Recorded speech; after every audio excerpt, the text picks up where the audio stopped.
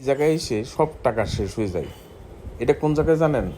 Jessore Benapole highway রোডের লাউজনি rail crossing যে জায়গাটা, সেই জায়গাটা। এটা রেল ক্রসিং দেখতে পাচ্ছেন আপনারা।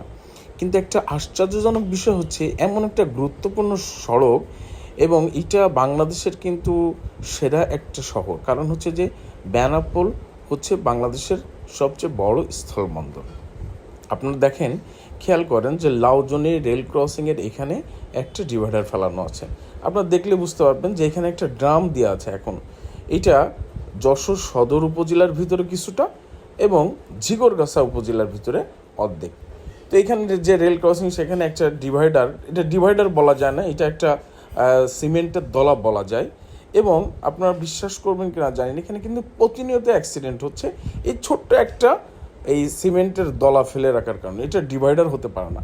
আমি এলজিডি মন্ত্রণালয় সহ সড়ক ও জনপদ, স্থানীয় সরকার এবং এখানকার যারা কর্তৃপক্ষ আছে এই রাস্তার, আপনারা খেয়াল করেন তো, এখানে কোথাও লেখা আছে যে ডিভাইডার আছে সামনে, সাবধানে চলুন, সামনে ডিভাইডার আছে? একটা জায়গায় লিখছেন আপনারা? লেখেন নাই। কিন্তু একটা সামনে একটা ছোট্ট একটা মাটির দল, এটা 15 ফিট বা 20 ফিট হতে পারে, একটা সিমেন্টের করে রাখছেন। এটা দেখা যায় দূর থেকে। আপনি 50 ফিট বা 100 ফিট দূর থেকে দেখতে পাবেন না। আপনি দেখেন, আমি জুম করে যখন দেখাচ্ছি তখন একটা ড্রাম দেখা যাচ্ছে। এই ড্রামটাও ছিল না। আমি মাত্র কয়েকদিন ধরে এই ঈদে বাড়ি যাওয়ার সময় দেখলাম যে ওখানে একটা ড্রাম। একটা রাস্তায় যখন গাড়ি চলে, এরকম হাইওয়ে রাস্তায় একটা গাড়ির কিন্তু মিনিমাম 80 স্পিড থাকে।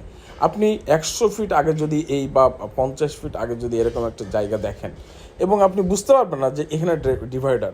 আপনি যদি সাইড দিতে চাই, আপনি অবশ্যই এর উপর দিয়ে উঠে যাওয়ার সম্ভাবনা খুব বেশি। এবং প্রতিনিয়ত এখানে অ্যাক্সিডেন্ট হচ্ছে এবং যে দুর্ঘটনার কারণে রাস্তার ক্ষতি হচ্ছে এবং মানুষের জনজীবনের ক্ষতি হচ্ছে এবং গাড়ি নষ্ট হচ্ছে।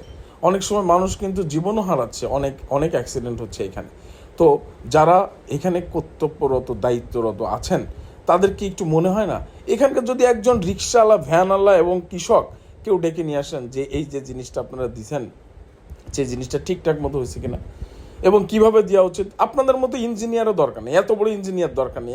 একজন ওই ওই পাশে যে ধান ক্ষেত আছে না, ধান ক্ষেতে একজন কৃষককে ডেকে নিয়ে এসে জিজ্ঞেস করে যে এইভাবে কীভাবে দিলে ভালো হয় এবং সেটা রাস্তার জন্য বা জনগণের জন্য কোনটা উপকারী, ওনারাই বলে দেবে।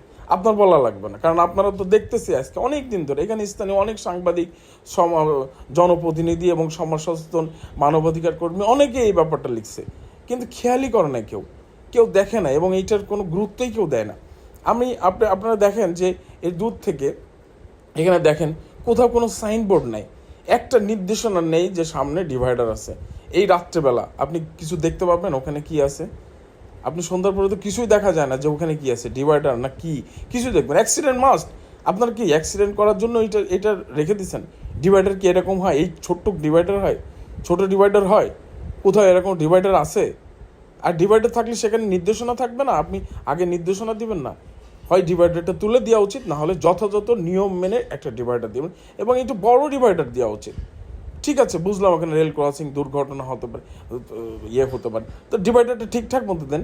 আপনি অন্ধকারে কীভাবে দেখবেন? প্রতিনিয়ত এখানে অ্যাক্সিডেন্ট হচ্ছে। আমার দাবি, এই কর্তৃপক্ষ যারা আছেন ওনারা সঠিক নিয়ম মেনে, আইন মেনে একটা ডিভাইডার ওখানে নির্মাণ করুক এবং যেখানে নির্দেশনা দেওয়া থাকবে যে হ্যাঁ সামনে ডিভাইডার আছে, আপনি সতর্কতার সহিত চলুন। তাহলে কিন্তু যারা গাড়ি চালায়, ড্রাইভার, তারা কিন্তু সঠিকভাবেই কিন্তু এই রাস্তাটা পার হবে এবং তখন এই জনজীবন বিপন্ন হবে না। ধন্যবাদ সকলকে।